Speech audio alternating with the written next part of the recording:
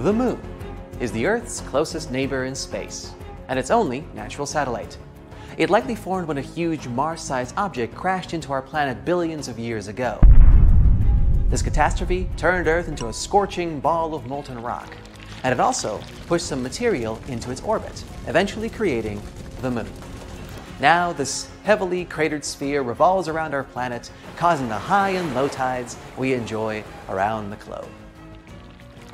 A bit more than 1/4 the size of Earth, it is the 5th largest natural satellite in the solar system. The Moon has several phases, for example, new, full, or crescent moon, first and last quarter.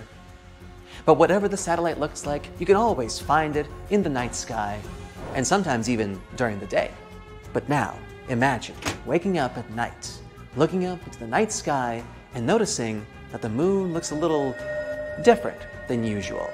Looks brighter and bigger. The difference is so slight, you assume you're just seeing things because you're half asleep. You go back to bed, blissfully unaware that instead of the Moon, you've just seen Mercury. At first glance, this planet, the nearest to the Sun, is similar to our natural satellite. Its surface is also littered with craters left by space rocks. But Mercury is around 2/5 the size of our planet, so it's a bit larger than the Moon. This would mean a greater impact on our planet. Nights would become brighter, high tides would become higher, and low tides, you guessed it, lower. The lunar cycle, that's the time the Moon, or rather Mercury now, needs to go through all the phases, would become 14 hours shorter.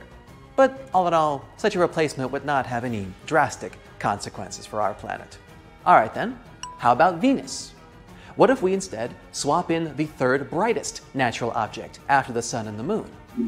Venus is often called Earth's sister planet because their mass and size are nearly the same, and that would make a difference. Venus would be as large in our sky as Earth once appeared to the Apollo astronauts when they looked at it from the Moon's surface. The morning star, as it's often called, would be much brighter than the Moon. For one thing, it generally reflects 6 times more sunlight, but it would also occupy at least 16 times more space in the sky. That's why nights on Earth would be way brighter, as bright as early twilight now. If you looked at Venus from this distance, you'd even be able to make out the vague swirling patterns on the planet's yellowish-white cloud cover. But Venus wouldn't really become Earth's satellite. The two planets would likely orbit around their common center of mass, and this orbit would be quite eccentric. Like me! But if Venus moved in the same speed as the Moon does now, the two planets would eventually crash into each other. Uh-oh. Okay, let's pull another switcheroo. If Mars was up there in the sky instead of the Moon, it would also be hard to ignore. The planet's disk would emit a reddish hue, and it would be almost twice the Moon's size. Even without a telescope, you'd be able to marvel at its unusual color and the dark spots on its surface.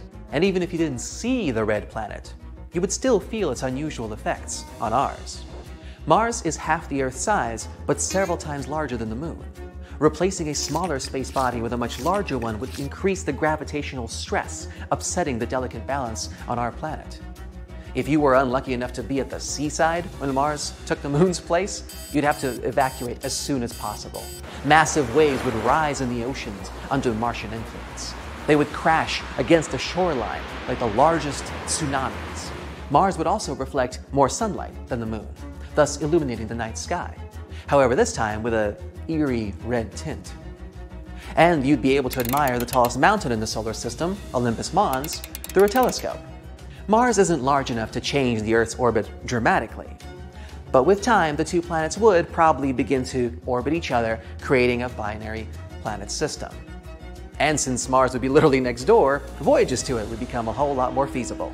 Pack your bags, kids! Okay, now for the big one. If Jupiter replaced the Moon, Earth would immediately lose its status as an independent planet. It would instantly turn into yet another moon of the largest planet in the solar system. But hey, at least people would have a beautiful sky view, right? Jupiter is dozens of times larger than the Moon. A gigantic, beautifully striped, swirly sphere would cover nearly all of the horizon.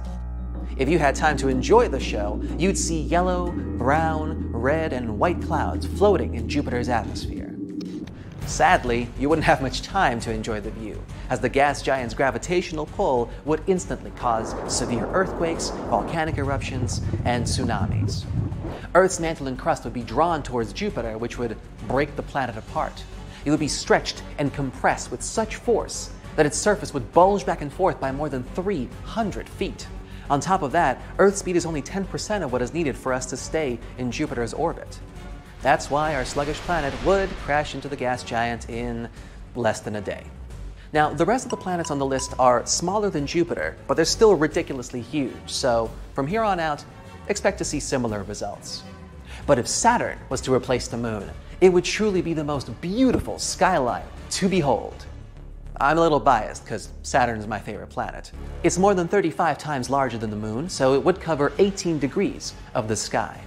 And its rings would stretch even further, from horizon to horizon. At the distance the Moon currently is, Earth would be a bit further away from Saturn than its own moon, Dione.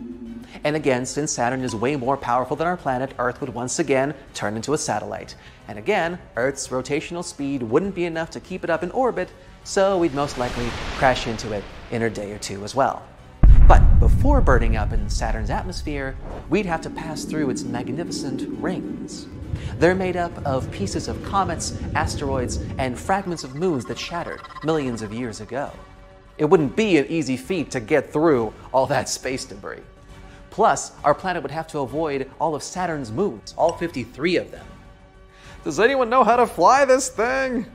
But even if Earth did somehow stay up in orbit and turn into Saturn's 54th moon, the gas giant's gravitational pull would still lead to massive tectonic shifts all over the globe. They would be tearing the planet's crust apart until there's nothing left. Not good either. Next up, twins. Uranus and Neptune are both ice giants. They are the same size, larger than Earth, but still smaller than Saturn or Jupiter. They both have icy interiors, deep atmospheres, and a similar color, a very mystifying bluish green. So if either of these planets replaced the Moon, the consequences would be the same. So let's flip a coin. Okay, let's say that Neptune is the one you'd see in the sky one day.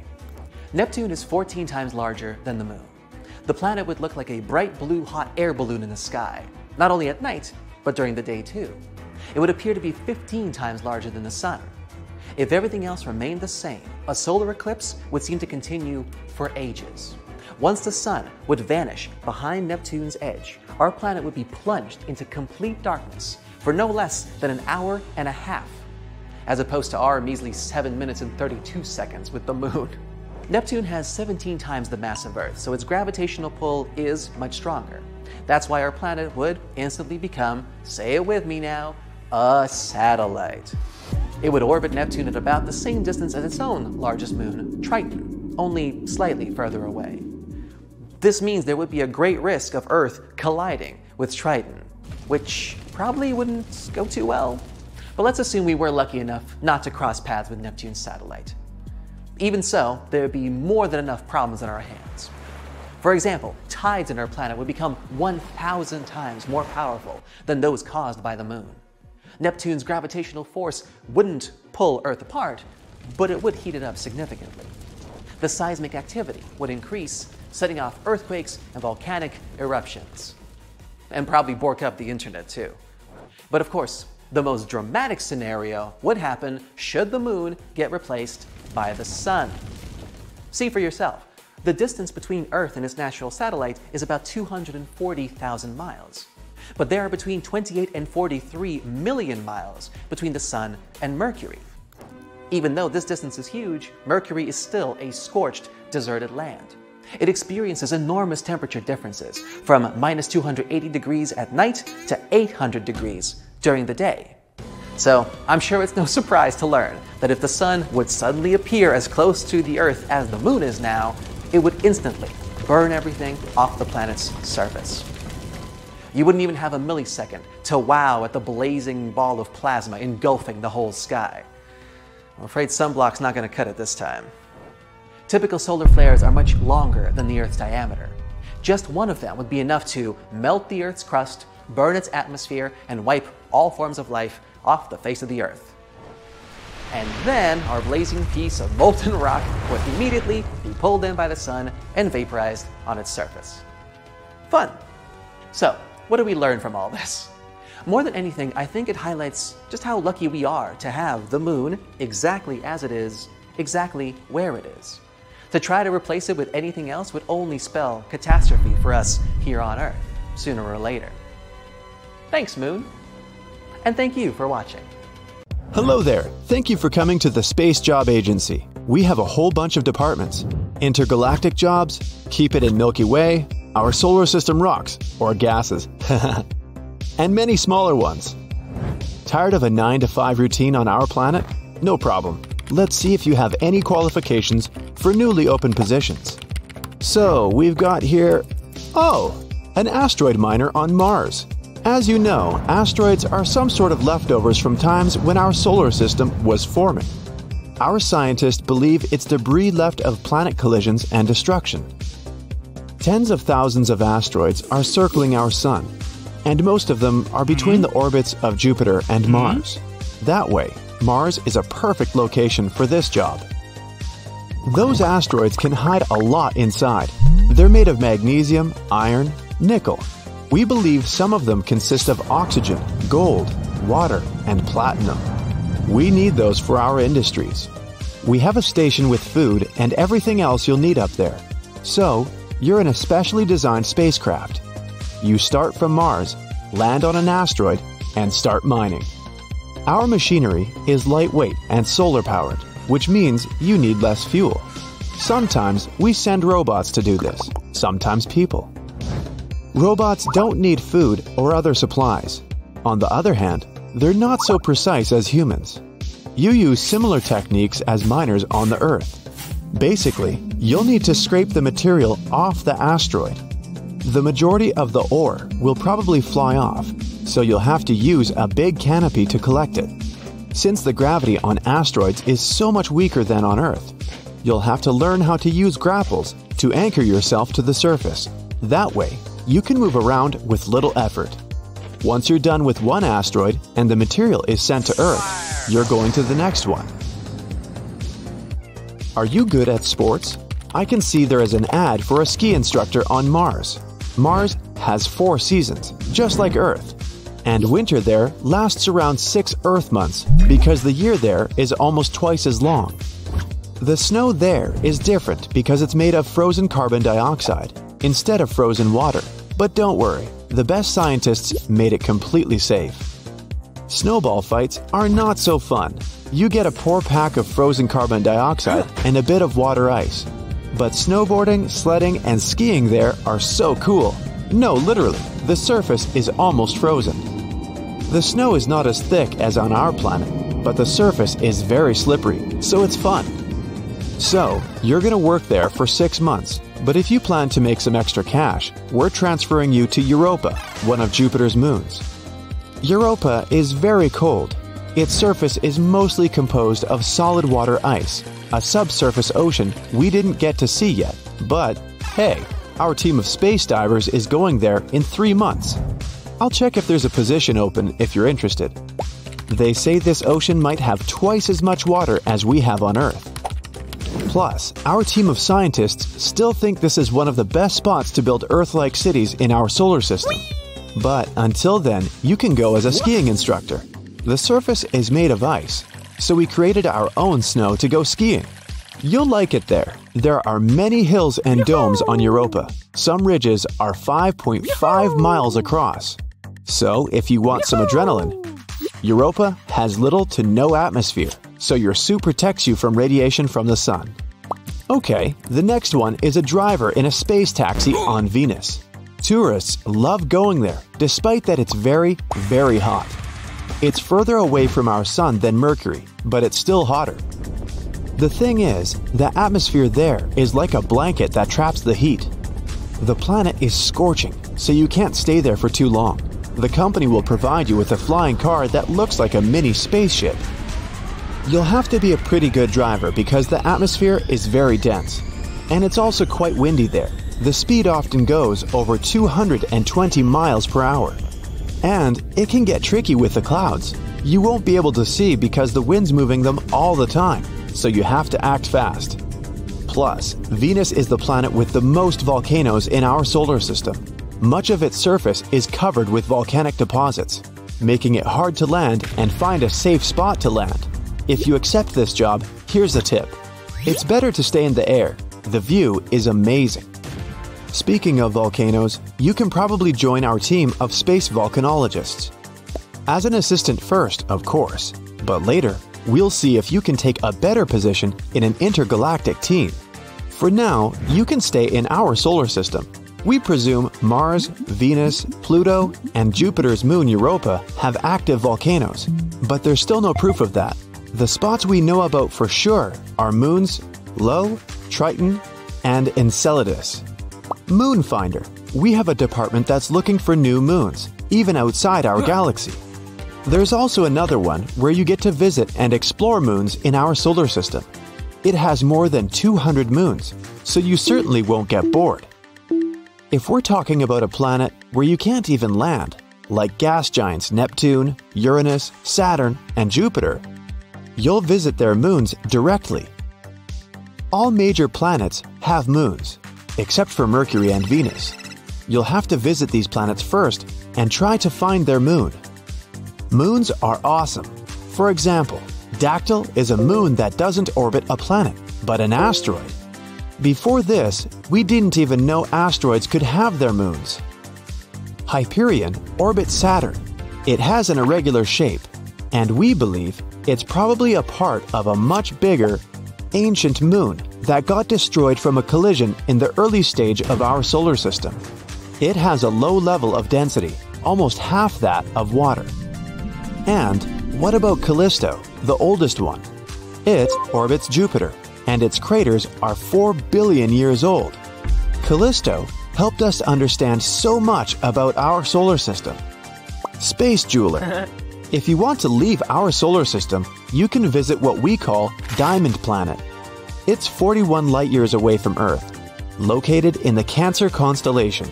It's twice as big and dense as Earth, but almost 8 times more massive. Its parent star contains way more carbon than our Sun, and this planet probably contains carbon too. The pressure and the temperature are huge, but we have a unique technology to deal with that. It's covered with diamonds, so your job is to collect it and make some amazing space jewelry. You can visit more interesting planets as a space jeweler, like one where it rains rubies and sapphires. The storms there are pretty crazy, but you only get to collect gems scattered across the planet after it's over. If you're more into making something out of glass, there's literally a planet where it rains glass. It's located 63 light-years away from us. It's a little bigger than Jupiter, and you'll be amazed by the planet's atmosphere. It has a stunning azure color because it's mostly made of silicate. The wind there is crazy. It hits 5,400 miles per hour. For comparison, the fastest one we've experienced on Earth was 254 miles per hour. Oh, and the last one, Explorer, on the mission called Planet 9. Beyond Neptune, you'll see many small worlds peacefully dancing in harmony, and the stubborn one that's still hiding, the Planet 9. We've been looking at it for a very long time. Our scientists think it exists because they noticed gravitational force affecting a small group of objects with clustered orbits. Planet 9 probably orbits our Sun in 7,400 years. It's 6 times as massive as Earth. It's either a gas giant or some sort of mini Neptune, or even a rocky super-Earth. It's well paid, but I must warn you, it's a mission of your lifetime. We don't know when you'll be able to go back. It's far away. Neptune is the starting point of our investigation. It's a gas world, so you can't land on it. So you'll have to go to one of its moons called Triton. It's made of nitrogen ice and rock. You'll be fine. Just watch out for geysers there.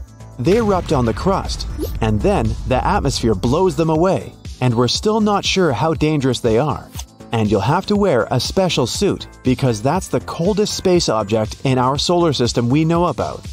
So, are you accepting any of the offers?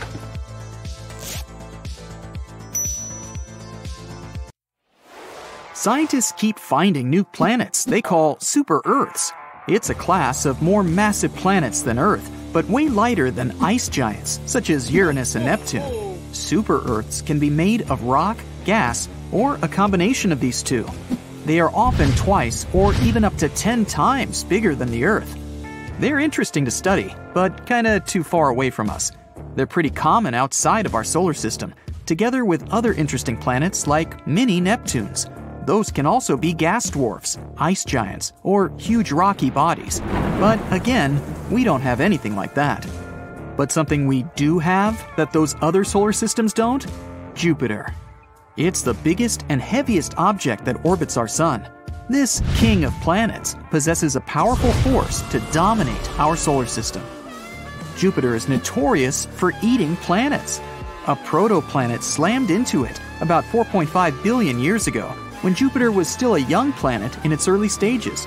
This protoplanet was 10 times heavier than Earth and was made of ice and rock.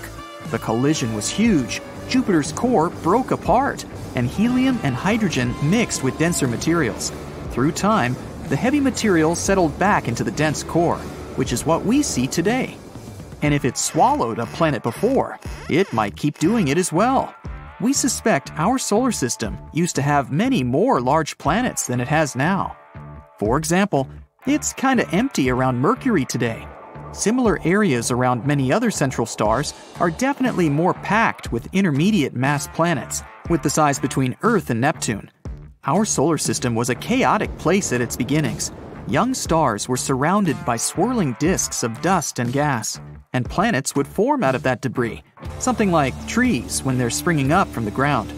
Small rocky planets would form in the strong heat and light close to stars, while gas giants would form farther out, where temperatures were lower, which means they could preserve more gassy materials.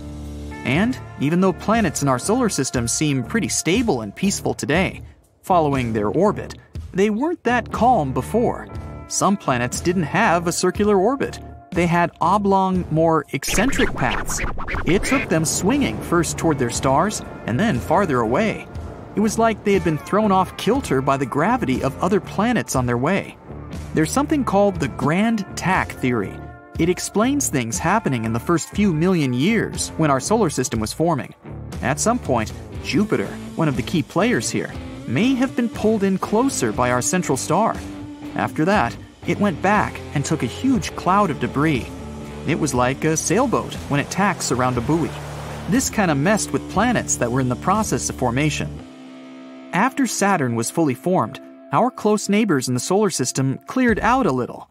But if the idea about Grand Tack is correct, Jupiter had grabbed everything in its way, and its migrations had caused more collisions in this area. Jupiter might have delivered some of the water that now fills the oceans we have on our planet. It shepherds plenty of asteroids. From time to time, it sends some whizzing into interstellar space, or amongst the planets in our solar system. It may have even taken part in the dinosaur extinction 66 million years ago. When the huge space rock hit the Earth, it left a crater off the coast of the Yucatan Peninsula in Mexico. It all caused earthquakes, volcanic eruptions, and tsunamis that made a huge impact on all animal and plant life on Earth. No one knows where it came from. We're not even sure if it was an asteroid or a comet. One theory says it may have been a comet that came from the Oort cloud, which is made of icy debris and is located somewhere at the edge of our solar system. It could have been bumped off course by Jupiter and its powerful gravitational force. This way, our solar system was like a pinball machine, where Jupiter, the biggest planet, kicks incoming comets into orbits that send them closer to the Sun. When these comets are near the Sun, they can go through strong tidal forces that break them apart and eventually create shrapnel-like pieces of a comet. That event was a point when our mammalian ancestors started to rule. That means without Jupiter, there might not be us either, nor the Earth. It seemed like our biggest planet came swinging in, destroyed older planets, and cleared the way for smaller worlds like ours. Jupiter may have been the reason why we can't find Planet 9 right now. Scientists believe it exists, and they think it could be hiding somewhere beyond Neptune, but not Pluto. There are 3 zones in our solar system: the inner planets, outer planets, and whatever there is beyond. The mysterious planet could be the size of the Earth or Mars. It swirled among the gas giants before they eventually swept it toward the outer parts of our solar system, or even somewhere into deep space. Jupiter has stripes because of differences in temperature, atmospheric gas, and chemical composition. Scientists used to think the only reason for these different colors was the mighty atmospheric wind and material circulating between layers of the atmosphere. Now we know the light-colored stripes, or so-called zones, show us where the gas rises. When the stripes are dark-colored, they're called belts and can tell us where gas is sinking. Jupiter's moons could also be why the planet is stripy, because they're tugging on its atmospheric convection cells. At the center of Jupiter, there's a dense liquid core made of helium and metallic hydrogen, together with dissolved heavier elements. As we go further from its center, the temperature and pressure inside the planet drop off. That way, the liquid interior gives way to gases from the atmosphere. Again, mostly helium and hydrogen. No one knows how deep this liquid-gas boundary lies, but the planet is probably fully liquid a couple of thousand miles under its cloud tops. Jupiter would still be bigger than some other giants, like Saturn, if we could strip its gases. Jupiter is sometimes even called a failed star, although that's not quite correct. It's mostly made of hydrogen, like regular stars, but it's still not massive enough to start thermonuclear reactions in its core, which would eventually turn it into a real star. In theory, every object could be turned into a star, if you only add enough matter to it. If there's enough mass, the temperature and internal pressure will increase and start thermonuclear reactions. So, to turn Jupiter into a star, such as the Sun, you'd have to make it 1,000 times more massive.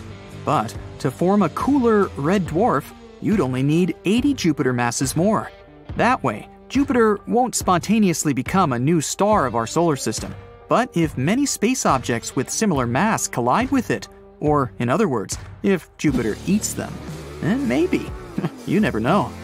But in theory, if it could become a massive star, it would have stopped other planets from forming in stable orbits. It would have also increased the radiation that the surface of those planets get, which is why it would be really hard for life to develop in our solar system. Jupiter is the planet that spins the fastest in our solar system. It only needs 10 hours to make a full rotation on its axis, even though it's huge, more than 300 times bigger than the Earth, and 2.5 times more massive than the rest of the planets in our entire solar system together. But if it got more massive, it would shrink. More mass would make Jupiter denser, which means it would begin pulling in on itself. So it could get 4 times its mass and would still be the same size.